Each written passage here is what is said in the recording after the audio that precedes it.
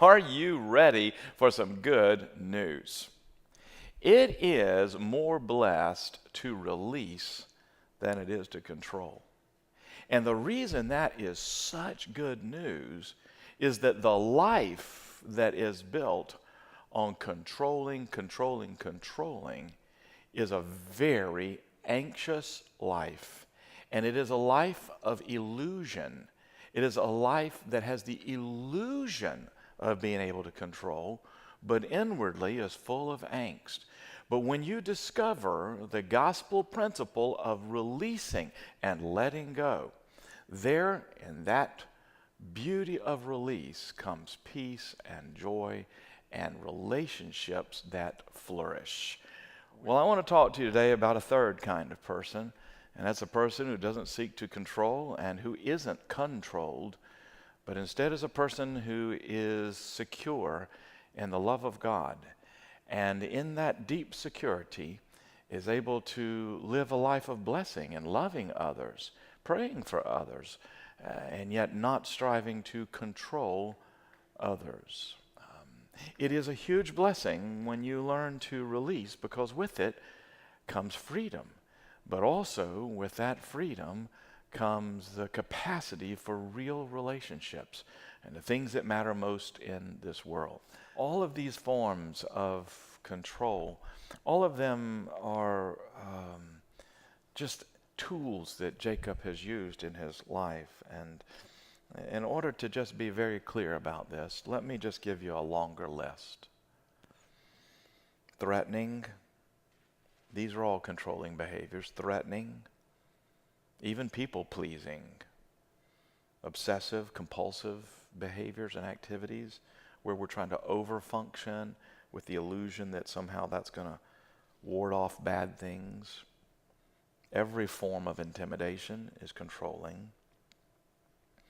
Chronic critical remarks is a form of control, trying to put someone down in order to control. Silent treatment, overprotecting and overcaring. I mean, that's where you're calling too much, telling someone how they should act, how they should be, what they should wear, smothering them with too much. Scapegoating, blaming. These are controlling behaviors. Cursing, a negative forecast over someone's life. It's an attempt to control. Pouting, neglecting someone else's needs, belittling, withholding intimacy, physical abuse, sulking, refusing to make eye contact, acting pitiful and sickly when you're not, showing disgust, rolling the eyes. I mean, the list could just go on, but these are all controlling behaviors. And the big problem for the controller is that the one who seeks to control has to be constantly vigilant lest you lose control, and always plagued with the question, what if I don't maintain control?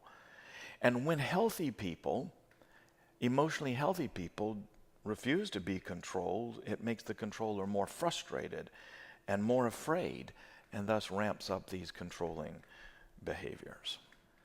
And to all who are followers in Christ, are engrafted into this. We are all Israel.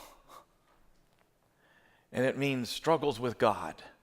And I remember years ago just meditating on this and thinking, what could possibly be a blessing about your name being changed to struggles with God?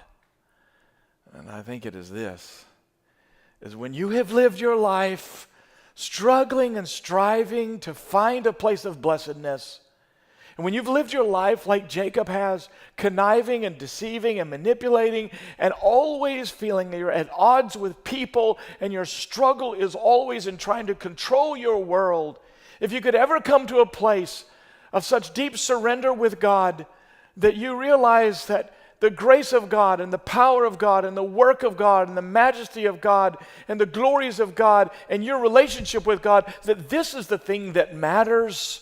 And it is from this that all blessedness flows. If you could ever come to that place, then you make a transition where you move from struggling with people to whatever it is you have going on in your life, you take it to God.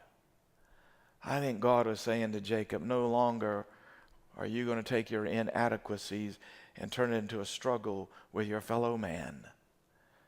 But you're going to wrestle with me. And this is who I want my people to be. Instead of turning in your anger and angst and frustrations into being manipulative people, whatever it is that you have, you can come and bring your burden to me. You can bring your problem to me. You can bring your prayer to me. Come and relate with me, my children. Behold the mystery of God. God so loved the world that he gave.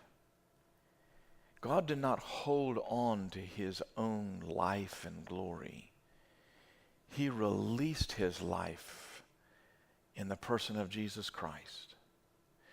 And when he stretched out his arms, it could have been that it was to call down a legion of angels to slay those who were executing him.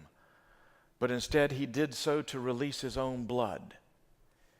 And he released his own blood so that there would be a moment he would release his spirit to the Father.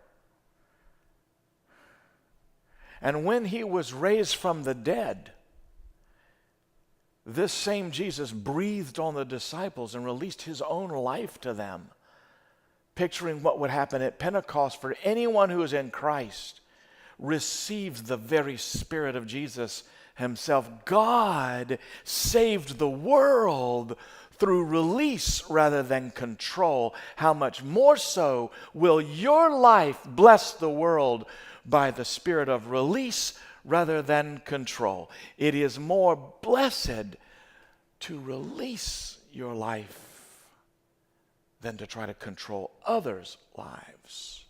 And that's the gospel.